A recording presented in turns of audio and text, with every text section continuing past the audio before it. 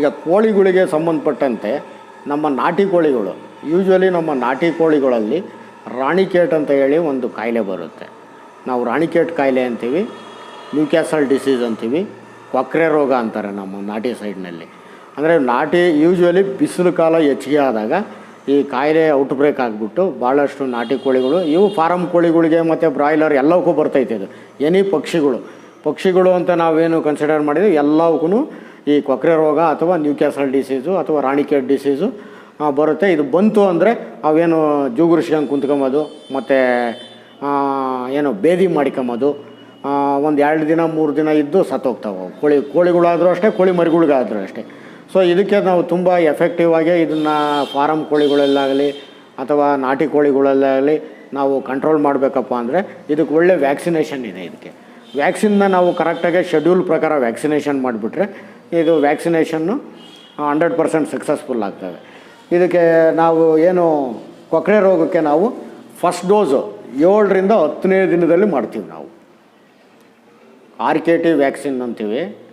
ಕೊಕ್ರೆ ರೋಗದ ವ್ಯಾಕ್ಸಿನ್ನು 7ರಿಂದ 10ನೇ ದಿನದಲ್ಲಿ very first injection ಮಾಡ್ತೀವಿ. ಇಂಜೆಕ್ಷನ್ ಅಲ್ಲ ಇದು, ಆ್ಯಕ್ಚುಲಿ ಒಂದು ಮೂಗಿಗೆ ಮತ್ತು ಕಣ್ಣಿಗೆ ನೇಸಲ್ ಡ್ರಾಪ್ಸು, ಐ ಡ್ರಾಪ್ಸು. ಈ ಮಕ್ಕಳಿಗೆ ಐ ಡ್ರಾಪ್ಸ್ ಹಾಕ್ತೀವಲ್ಲ ಅದೇ ಥರನೇ ಮೂಗಿಗೆ ಮತ್ತು ಕಣ್ಣಿಗೆ ಮರಿಗಳಿಗೆ, ಕೋಳಿ ಮರಿಗಳಿಗೆ ಐ ಡ್ರಾಪ್ಸ್ ಹಾಕ್ತೀವಿ ನಾವು.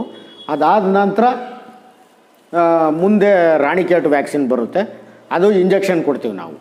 ಸೊ ಇಂಜೆಕ್ಷನ್ ಕೊಟ್ಕೊಂಡು ಒಂದು 3 ಸಾರಿ ಕೋಳಿಗಳಿಗೆ ಇದನ್ನು ರಾಣಿಕೇಟ್ ಇಂಜೆಕ್ಷನ್ ಮಾಡಿದರೆ ಈ ಕೊಕ್ರೆ ರೋಗನ ನಾವು ಕೋಳಿಗಳಲ್ಲಿ 100% ಕಂಟ್ರೋಲ್ ಮಾಡ್ಬೋದು.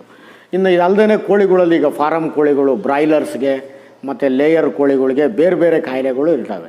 ಆ ಕಾಯಿಲೆಗಳಲ್ಲಿ ಒಂದು ಮೆರೆಕ್ಸ್ ಡಿಸೀಸ್ ಅಂತ ಹೇಳಿ ಒಂದು ಕಾಯಿಲೆ ಇದೆ, ಮೆರೆಕ್ಸ್ ಡಿಸೀಸ್ ಅಂತ. ಅದಕ್ಕೂ ಸಹ ಫಸ್ಟ್ ಡೇನೇ ನಾವು ಮೆರೆಕ್ಸ್ ಆರ್ಪಿಸ್ ವೈರಸ್ ಅದು ಆ್ಯಕ್ಚುಲಿ ಅದಕ್ಕೆ ಇಂಜೆಕ್ಷನ್ ಮಾಡ್ತೀವಿ.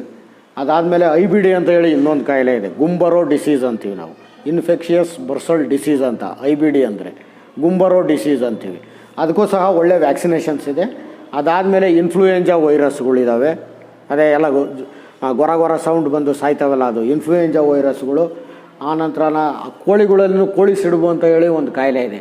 ಸೇಮ್ ಈಗ ಕುರಿ ಮೇಕೆಗೇನು ಸಿಡುಬು ರೋಗ ಬರುತ್ತೆ ಅದೇ ಥರನೇ ಅದು ಮೂಗಿನ ಮೇಲೆ ಮತ್ತು ಆ ಕಣ್ಣಿನ ಮೇಲೆ ಸಣ್ಣ ವೈಟು ಈ ಸಾಸಿವೆ ಥರ ಅಕ್ಕಿ ಥರ ಇಷ್ಟಿಷ್ಟೇ ಗಾಯ ಆಗ್ತಿರ್ತೈತೆ. ಅದೇನಪ್ಪ ಅಂದರೆ ಫೌಲ್ ಪಾಕ್ಸ್ ಅಂತೀವಿ ನಾವು, ಅಥವಾ ಕೋಳಿ ಸಿಡುಬು ಅಂತೀವಿ ನಾವು. ಆ ಕೋಳಿ ಸಿಡುಬು ಸಹ ಇದರಲ್ಲೂ ಕಾಮನ್ ಡಿಸೀಸು. ಅದಕ್ಕೇನಪ್ಪ ಅಂದರೆ ಸಮ್ ಆಯಿಂಟ್ಮೆಂಟು, ನಮ್ಮಲ್ಲಿ ಸಲ್ಫರ್ ಪುಡಿ ಈ ಥರದ ಟ್ರೀಟ್ಮೆಂಟ್ ಎಲ್ಲ ಸಿಗ್ತವೆ ನಮ್ಮ ಆಫೀಸಲ್ಲಿ. ಅದನ್ನು ಮಾಡಿದರೆ ಕೋಳಿ ಸಿಡುಬು ಅದು ಕಂಟ್ರೋಲ್ ಆಗುತ್ತೆ. ಅದು ಅದಾದ ನಂತರ ನೆಕ್ಸ್ಟ್ ವೆರಿ ಇಂಪಾರ್ಟೆಂಟು ಡಿಸೀಸು ನಮ್ಮ ಪಕ್ಷಿಗಳಲ್ಲಿ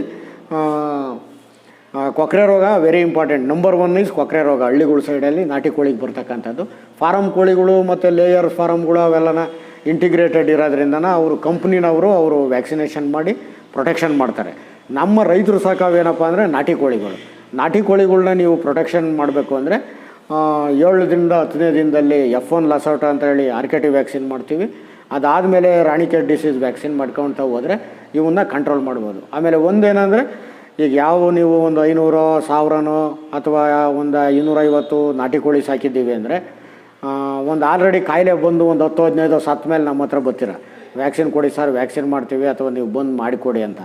ಒಂದು ಸಾರಿ ಕಾಯಿಲೆ ವೈರಸ್ ಕಾಯಿಲೆ ಇದು, ಒಂದು ಸಾರಿ ವೈರಸ್ ಕಾಯಿಲೆ ನಿಮ್ಮ ಫ್ಲಾಕಲ್ಲಿ ಬಂದಿದೆಯಪ್ಪ ಅಂದರೆ ಮುಂದೆ ನಾವು ಯಾವುದೇ ವ್ಯಾಕ್ಸಿನ್ ಮಾಡಿರೂ ಕಂಟ್ರೋಲ್ ಆಗೋಲ್ಲ. ಯಾಸ್ ಪರ್ ದಿ ಶೆಡ್ಯೂಲು ನೀವು ವ್ಯಾಕ್ಸಿನೇಷನ್ ಮಾಡಿದ್ರೆ ಮಾತ್ರನೇ ಇದು ಕೋಳಿಗಳಲ್ಲಿ ಕಾಯಿಲೆ ಕಂಟ್ರೋಲ್ ಮಾಡೋಕ್ಕೆ ಸಾಧ್ಯತೆ.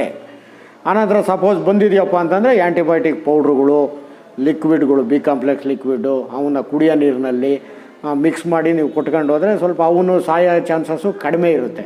ಅಂದರೆ ಒಂದು 100 ಸಾಯೋ ಬದಲು ಒಂದು 50 ಆದರೂ ನೀವು ಸೇವ್ ಮಾಡ್ಬೋದು ಅಂತ. ಈ ವಿಡಿಯೋ ಇಷ್ಟ ಆದರೆ ಈಗಲೇ ಸಬ್ಸ್ಕ್ರೈಬ್ ಆಗಿ, ಮತ್ತೆ ಮುಂದಿನ ವಿಡಿಯೋಗಳನ್ನು ನೋಡಲು ಬೆಲ್ ಐಕಾನ್ ಪ್ರೆಸ್ ಮಾಡಿ.